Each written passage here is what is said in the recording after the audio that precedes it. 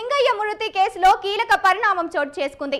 ఈ ఘటనకు కారణమైన వైసీపీ అధినేత జగన్ కు చెందిన వాహనాన్ని రవాణా శాఖ అధికారులు క్షుణ్ణంగా తనిఖీ చేశారు. వాహనంలో ఎలాంటి సాంకేతిక లోపాలు లేవని, బ్రేకులు, ఫిట్నెస్ అన్నీ సక్రమంగా ఉన్నాయని తేల్చారు. మానవ తప్పిదం వల్లే ఈ దురదృష్టకర సంఘటన జరిగిందని ప్రాథమికంగా నిర్ధారించారు.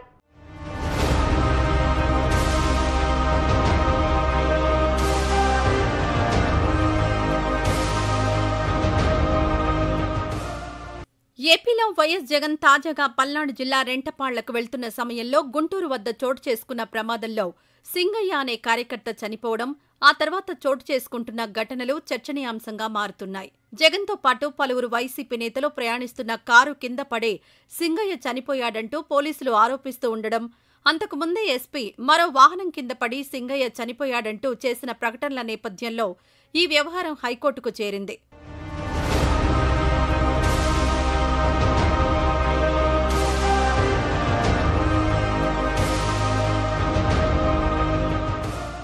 సింగయ్య ప్రమాదం జరిగినప్పుడు కారులోనే ఉన్నాననే కారణంతో తనపై కేసు నమోదు చేయడం సరికాదని, దీన్ని కొట్టేయాలని కోరుతూ వైఎస్ జగన్ హైకోర్టులో క్వాష్ పిటిషన్ దాఖలు చేశారు. దీనిపై నిన్న వాదనలు జరిగాయి.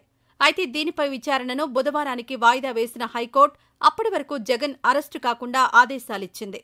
అదే సమయంలో ప్రమాదానికి కారణమైన వైఎస్ జగన్ కారును స్వాధీనం చేసుకున్న పోలీసులు గుంటూరు జిల్లా ఎస్పీ కార్యాలయంలో దీనికి ఫిట్నెస్ పరీక్షలు నిర్వహించారు.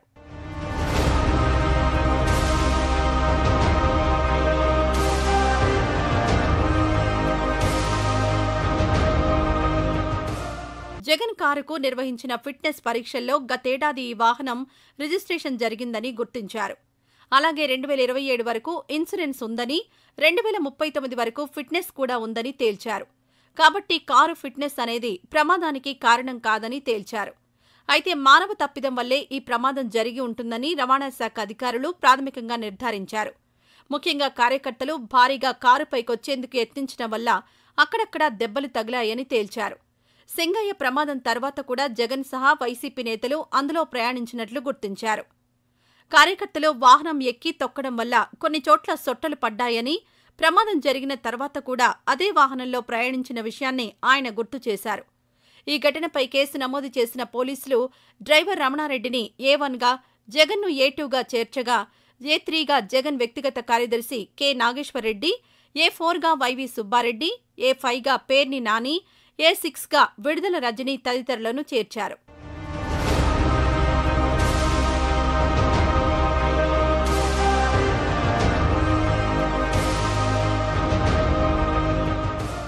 అనంతరం వైసీపీ కేంద్ర కార్యాలయంలో ఉన్న వాహనాన్ని సీజ్ చేసి జిల్లా పోలీస్ కార్యాలయానికి తరలించారు.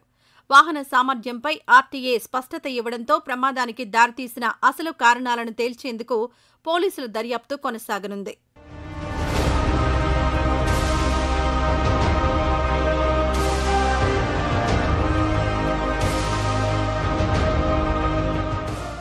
జగన్ ప్రయాణించిన కారు వల్లే సింగయ్య చనిపోయాడన్న ఆరోపణల నేపథ్యంలో పోలీసుల్ని హైకోర్టు సమగ్ర నివేదిక కోరింది.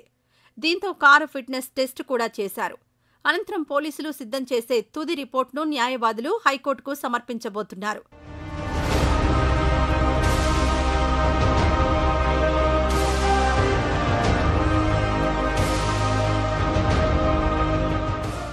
దీని ఆధారంగా బుధవారం హైకోర్టు జగన్ సహా ఇతర నిందితుల క్వాష్ పిటిషన్లపై నిర్ణయం తీసుకోనుంది.